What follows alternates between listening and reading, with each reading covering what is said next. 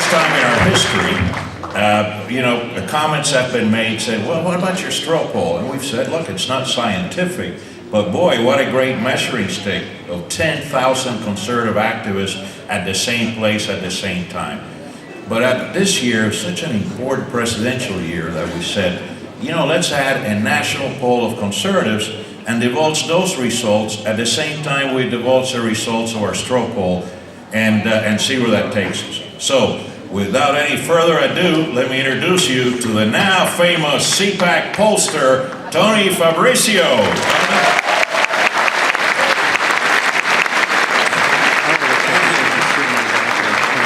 I almost feel like President Obama here with the teleprompters. And they're empty, like much of his words.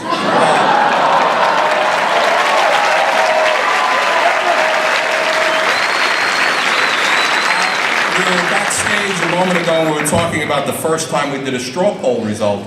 And I remember there were 10 reporters, Dave Keene, who you all remember as the previous chair of ACU, and we had only 400 people that participated in the straw poll. Boy, have things changed over those years. And that's congratulations to all of you and the job you've done. I want to thank again Al for letting us do this, and of course Tom, the Washington Times, for so generously this year adding a new element to our polling regime for CPAC. Two new things this year, quickly. One is, those of you who voted know that we have moved into the 21st century. We conducted the straw poll online for the first time. And thank you all very much for those of you who have participated and for your patience. We tested this down in Florida at CPAC in Florida, and it worked there, and it worked here this year. It allowed us to conduct the survey from 9 a.m. on Thursday. We didn't close the balloting until 1 o'clock, which means everybody who wanted to vote got a chance to hear every one of the presidential candidates before they voted, before voting ended. In addition to conducting the straw poll a different way, with the help of the Washington Times, we were able to conduct a corollary poll, telephone survey, much like the media releases, those ours are right, theirs are wrong, of self-identified conservatives nationally. And we did this, and we asked the same questions, a battery of questions, to both the telephone survey respondents and the same we asked to you.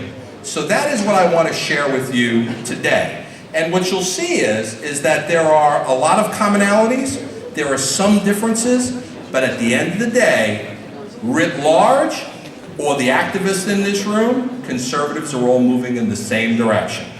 So let me start, if it's up there, can I have there it is, okay. First, let me talk about how many participants took the straw poll this year. This year we had 3,408 people participate in the straw poll, which is the second highest straw poll turnout in the history of CPAC. So give yourselves a big hand for that one.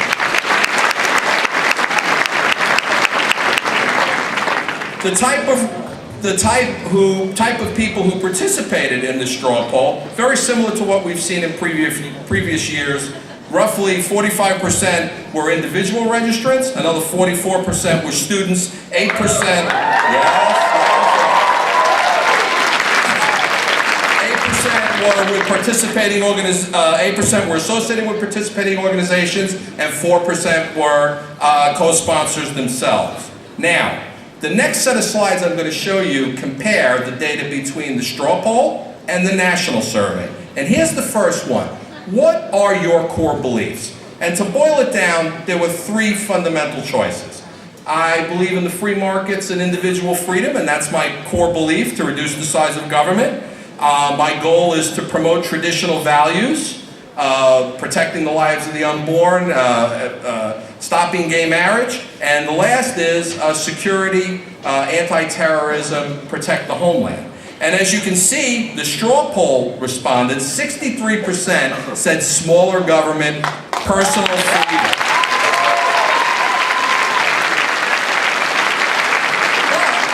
But even conservatives nationally, the plurality said the same thing. So while slightly different margin, the same overall thing motivates both groups of people.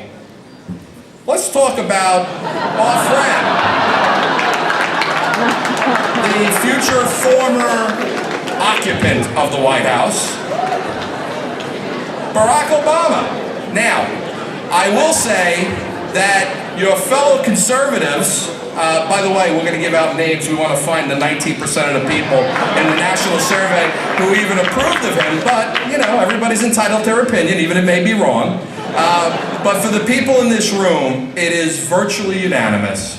He has no approval for the job he is doing. Even 8 in 10 people disapprove of him among your fellow conservatives. Now, here's an interesting result. We asked about the job approval of Republicans in Congress. And it's interesting. While there was some difference on Obama, there is some difference here too. And as you can see, by a pretty wide margin, you all are much more supportive of what the Republicans in Congress are doing versus your fellow conservatives out throughout the country. And that is very interesting. That either means that they are perceiving something differently about what the congressional Republicans are doing than you all are, who are the real central activists of the party. But whatever the case may be, the fact that national conservatives are somewhat less pleased with what the Republicans in Congress are doing should be a warning sign for them over the next several months. We then asked a couple of questions about priorities, And the priorities we asked about were, what was more important to you? Passage of a balanced budget amendment, enactment of a national debt reduction plan, passage of a tax reform plan. And as you can see, for both groups, debt reduction and balanced budget amendment were more important than passage of tax reform. It is a central theme that we see consistently, and that is conservatives want to see government spending and debt reined in and taken away from Congress. But if you did prefer a tax reform program, what would it be? And as you can see, both groups, both the straw poll participants and your fellow conservatives nationally, both favored a flat tax over a national sales tax. Now we start to get to the juicy stuff. As you remember, if you took the straw poll, one of the questions we asked, who would be your choice for VP for the Republicans? And interestingly, your fellow conservatives had the same idea that you all did. And that is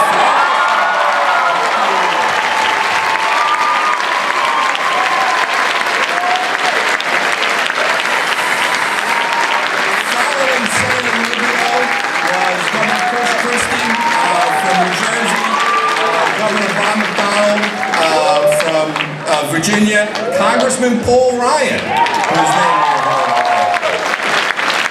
you'll notice that your fellow conservatives out across the country are a lot more undecided than you all are. One of the things that's true, you all have opinions. They need your help. They need to learn from you all. But interestingly, we got a high number of people who chose to volunteer a name for vice president. And I will tell you what an impressive list it was. It went all the way from Alan West Donald Trump. He got fired. The two leading contenders, write-ins for vice president, Alan West and Rand Paul.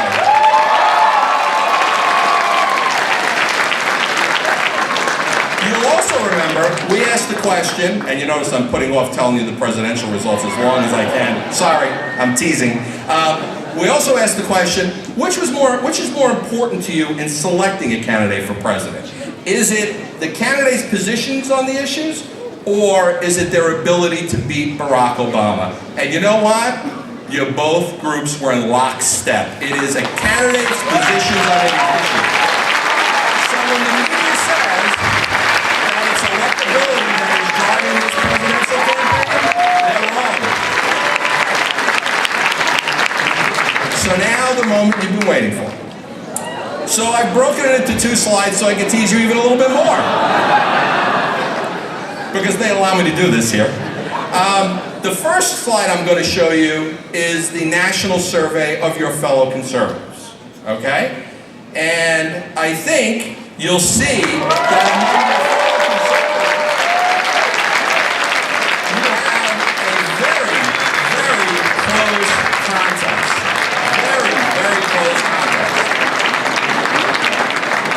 Governor Romney edges out Senator Santorum. Now, for you CPAC attenders, the results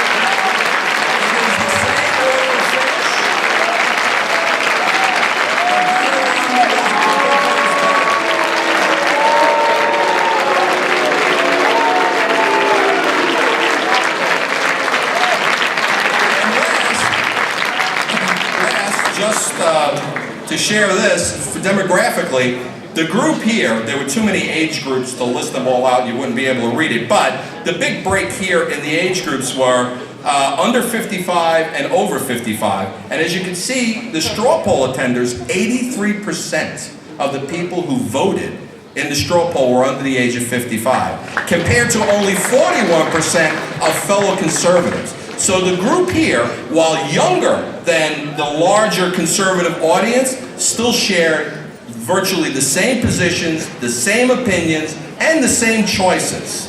So that is good news going forward generationally. And last but not least, gender. The national survey was split roughly between males and females, whereas the CPAC straw poll participants skewed males 60-40. Thank you all for your